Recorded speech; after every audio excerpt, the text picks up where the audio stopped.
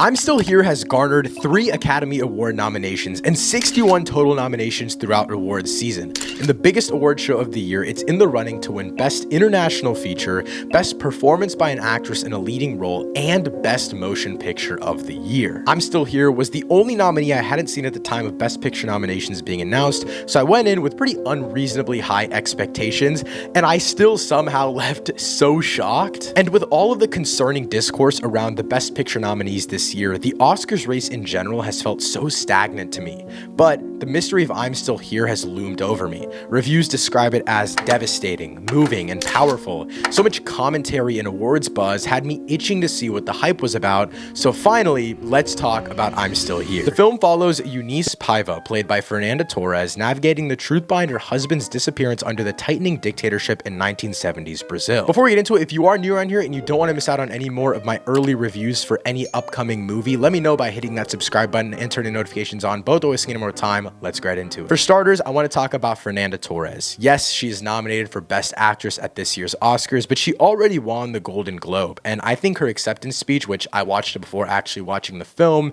encapsulates this performance so much. And this is like a proof that art can endure through life, even in difficult moments like this amazing Eunice Paiva that I do. And I will get into certain specific story points later in this video, as I want to keep it spoiler-free for the most part, but there is one specific scene about a third of the way through the film propelling us into the actual mystery of the disappearance of her husband, and that moment is where the character fully flips a switch, in my opinion.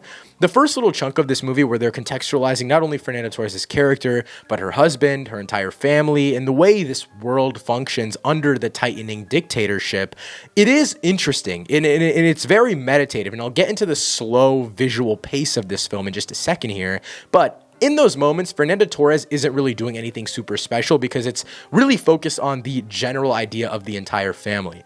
But once that flip switches, Fernanda Torres carries the entire film on her back, no question about it, and it's in the best way possible. She does a phenomenal job in keeping this kind of fear locked up inside of her while keeping that joyous side on the outside of her for her children. And I think this is why the family dynamic works so well and why it evolves so well throughout the entirety of the film. There's one specific scene, and again, I'll get into super specific details later in the video, but when they're doing the going away party for one of their daughters, the way that she's able to look across from the beach and see this group of military, like this army, going through the streets of their city, and the way that she's able to exude this holy shit, what is happening, but also keep exuding this energy of I love this moment with my family. It is something that I feel is so difficult to balance. I'm trying to jump around spoilers here because I don't want to say too much about each individual character. Just the way that this movie in general oozes the joy, but also the fear of living so close to your family in such a family-based environment, but also having all that taken away from you in seconds. It is absolutely fear-inducing. And obviously there's so much thematic meat to chew on here, but the best part of it is just the fact that this isn't something that takes place in the US. It is a historical drama, but sadly it feels way too prevalent to situations that could be possible in our current time. And I think the way that they execute it makes it work so well in terms of not just the scope of a singular situation, of the singular disappearance of one person, but how that disappearance feels so real and how they're able to make this one family situation so vulnerable. I personally have never experienced anything near as devastating as what this family has gone through, but the way that they are able to kind of express the emotion of this entire family and how it affects them over a long period of time. I mean, the last 10, 15 minutes of this entire film hit me so hard in a way that I just didn't expect at all. This isn't something slow and meditative in the sense that I was relating to every single second of it, but it was slow and meditative in the sense that by the end, the emotion builds up to levels that I guess I just didn't really expect. The one thing I was really conflicted about when it came to this movie, at least in the moment of seeing the film, was when the father was originally taken for questioning and we never obviously get him back. That initial moment felt so lackluster for me. It didn't feel super important. It didn't feel like there was a big shift in the dynamic in that moment.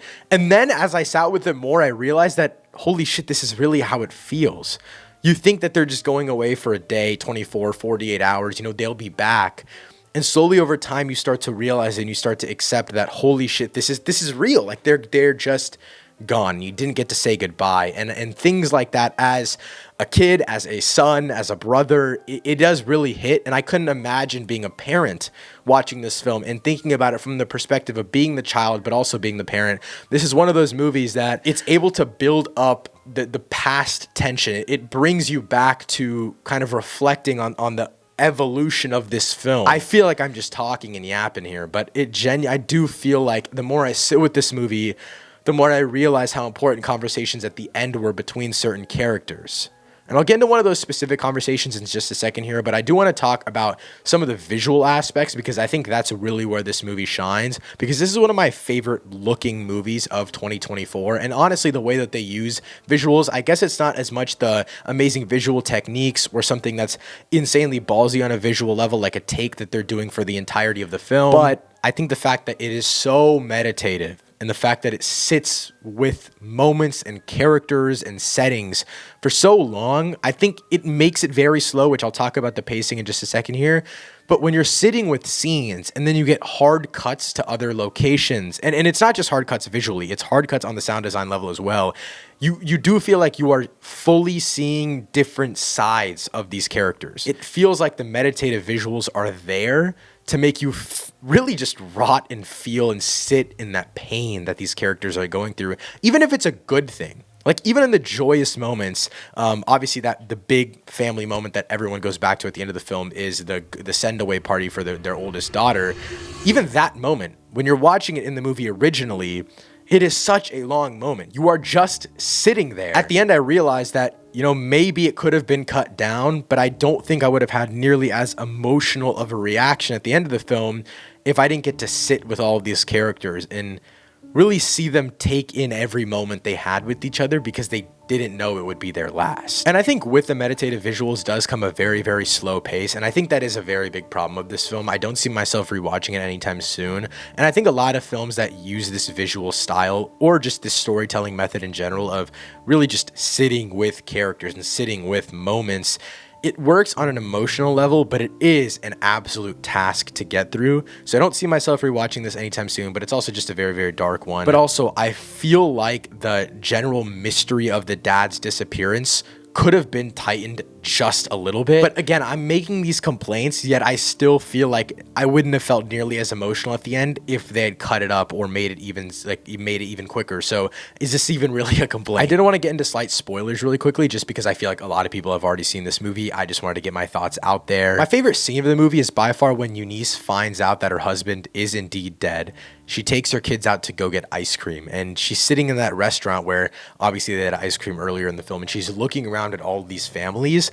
Absolutely made me sob. That shit killed me. And then from then on, when we move a little bit more, I think we get like 10 years into the future, and then afterwards we're 25 years into the future. We keep passing time, and we see these characters grow up, and it's not even necessarily that they're fully resembling their younger selves. Like, I feel like I separated these characters because not everyone was built up to be the perfect character, but the two youngest children, the emotional weight that they carry, even though it was more so what they witnessed when they were younger, and the fact that we got to witness them witnessing that made their older versions of their character so much more interesting. And the youngest daughter specifically, when she's talking to her youngest brother about that moment that you realized dad was never coming back, and she says when she was looking into the empty house, and that scene also got me so good. It's the way that they just build this overlapping and very longing idea of just fear and revisiting the trauma that you felt in that moment that we got to see this family go through. It is a real story, but I didn't know that going in. Like, I hadn't seen the resolution of if the family ever got justice for his death. I didn't know any of these kinds of things. And so I think this movie executes it in the most perfect, yet the most fearful way possible, as someone living in a place that could be similar to this sometime in the near future. So, I don't know, this is very different than my regular reviews where I'm super fast paced and excited to talk about a movie, because I love this one, but this shit ruined my entire day. At the end of the day, I absolutely loved I'm Still Here. It made me laugh, it made me cry, it made me fearful for the future, but appreciate my past. It is one of those movies that will sit with you for a very long time, maybe even forever. Overall, I'm gonna give I'm Still Here a 9 out of 10. If you've seen it, want to check out I'm Still Here, let me know what you thought of it in the comments down below. Thank you so much for watching. I'll see you next time. Peace.